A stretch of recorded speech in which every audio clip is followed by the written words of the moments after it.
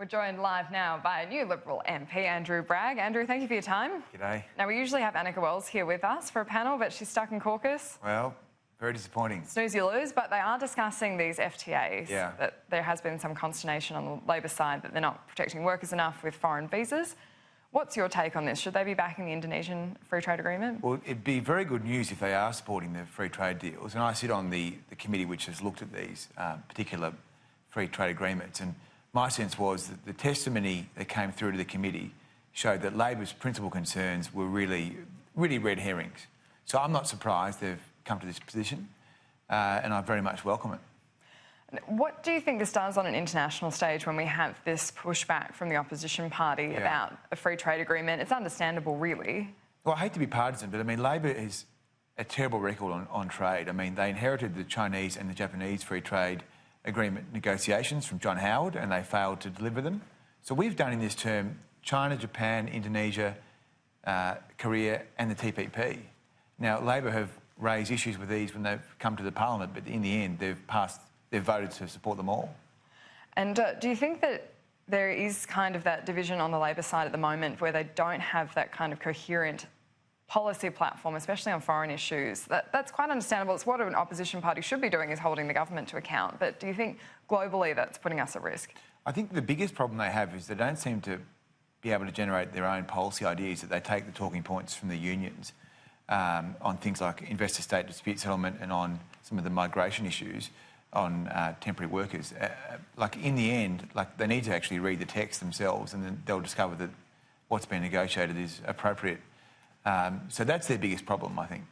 Now, when it comes to this ASIO report that was tabled in Parliament yesterday, they've complained that they don't have enough funding to deal with serious threats, but in particular the rise of right-wing extremism in Australia. That's been a concern. Yeah. Do you share that concern? I'm concerned about it, and I gave a speech about a particular form of right-wing extremism in the Senate about a month ago. This is to do with anti-Semitism. And look, we take the advice of the agencies very seriously. Obviously, Labor cut their funding when they were in office. We've tried to respond to the new powers they've requested, and obviously additional funding requests.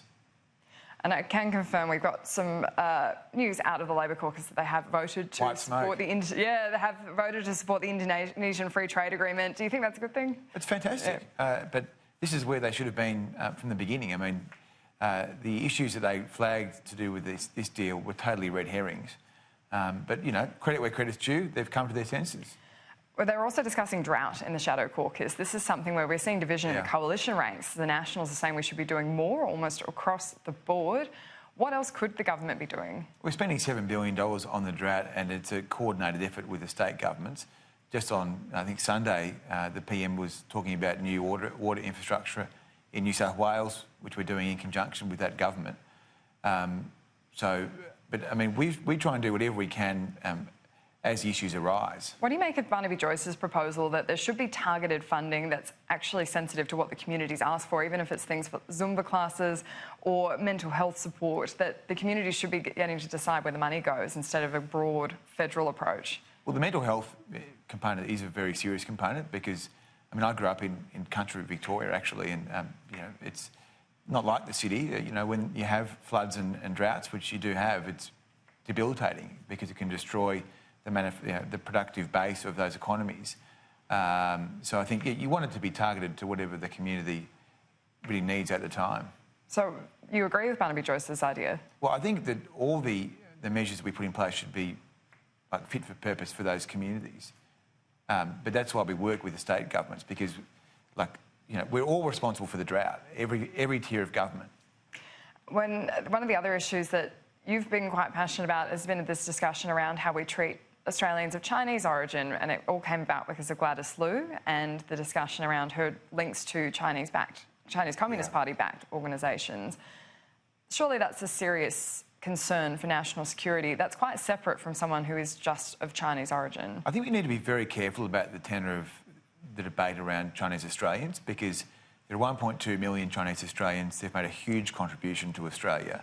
And you know, some of the feedback I've had from the community is that, you know, no other group of Australians have their loyalty questioned on a regular basis like Chinese Australians. So, you know, when when you've got a community under pressure and it's had to deal with things like, the revelations out of ICAC, Labor's smear against Gladys Liu, trade wars, Hong Kong, I think we need to be really careful. The thing is, with Gladys Liu, even the lines we've seen from the government this week have been that she has revisited all her organisations to ensure that there is no issue. So surely there was that risk. Even at the most basic level, the organisations she was associating with, some of which we know were backed by the Chinese Communist Party, that is a risk. And I think, the member has taken all the steps to absolve herself from any connections. Now, though, well, there was previously that risk. Well, potentially, I don't know. But the point here is that we want to be really careful about the tenor of the debate here because, as I said, no other group of Australians is regularly having their loyalty questioned. So I think people have got to be very careful, given this is a migrant nation. It's not loyalty, though, is it? There are legitimate concerns. If you are part of the Chinese community and there are organisations within that community that are backed by the Chinese Communist Party, that's a concern. But I think, the member's been very clear that, No, but you're speaking quite generally. You're saying Chinese people are having their loyalty to Australia questioned, but this isn't coming out of nowhere. Well, I think it's more about making sure that we treat everyone, equally. So when you look at things like foreign interference laws, those are not designed to deal only with China. These issues of, other countries trying to influence Australia's social and political institutions are things that most countries try and do abroad, right? So I think we just want to make sure that when we have the debates or we have laws like foreign interference regime, that we don't give the impression that it's about China, because it's about preserving our institutions from any external threat. And there are a lot of foreign powers out there, like Russia as well. They've been identified as risks, yeah.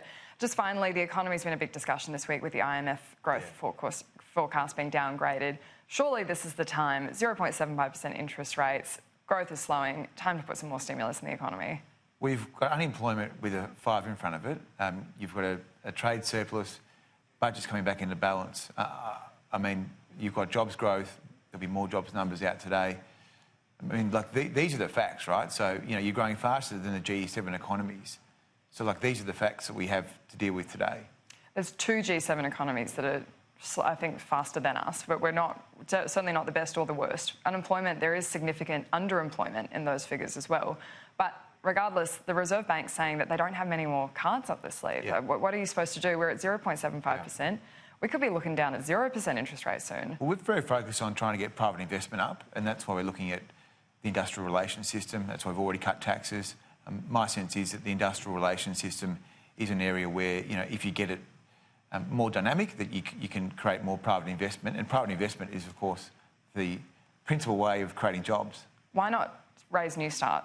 It's not been raised for years. You've got Business Council of Australia, you've got Labor, you've got John Howard saying that you should raise New Start. Why not just do it? Because we're interested in creating jobs, so that's why we're looking at how we can... New Start's supposed to get you into a job eventually. New Start is not a job. No, but it's supposed to be the stopgap to a job. Yeah, but it's not a job. So we're much more focused on trying to create jobs, which is why, we're looking at the IR system. We're trying to do trade deals. We've obviously taken steps to try and cut taxes to make the economy more competitive because, as we know, we're competing for capital.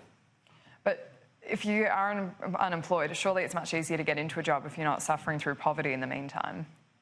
Look, no one is saying that it'd be easy to live on New Start, but, it's not a job. So we can talk about measures that can hopefully drive more private investment, like looking at unfair dismissal regime, and looking at whether the enterprise bargaining system is calibrated properly, like how super overlays with the industrial relations system. These are the substantive policy issues that I'm hopeful we'll be able to move on. Well, one to watch certainly in the coming months. Andrew Bragg, thank you for your time. Cheers.